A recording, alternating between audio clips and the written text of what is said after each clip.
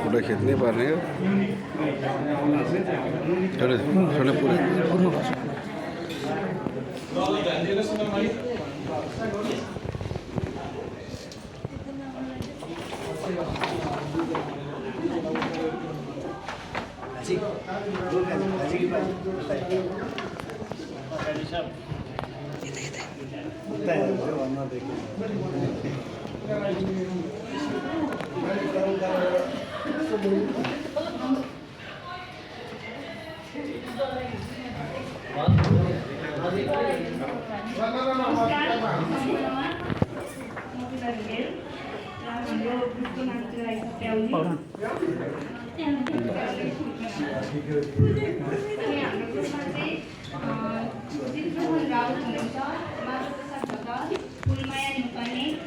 पुरै तेज प्रसाद संगरौला, बेनु निरौला, उमाकान्त तिमसिना, इब्राहिम यादव, मजरुल अन्सारी र तेज पाण्डे र हामी सबैको एउटा कमन भनेको चाहिँ समाजसेवा रहेको छ।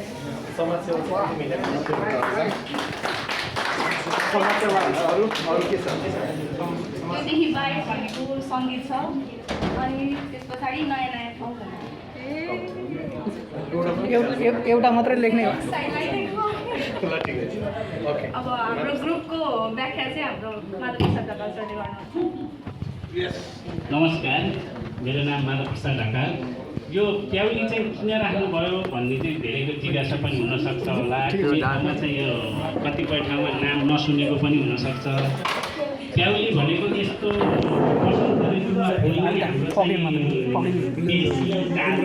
जस्तोमा तपाईँको यो खेतको बारीको कालामा चाहिँ पहेँलो भएर फुलिराख्ने र फुल चाहिँ यस्तो साहित्यकारले चाहिँ यसलाई चाहिँ एउटा फुलबाट मात्रै तपाईँको चाहिँ त्यसलाई व्याख्या गर्दा गर्दै 1000 पेजसम्मको पनि किताब लेखिसकेका छन् धेरै साथीहरू।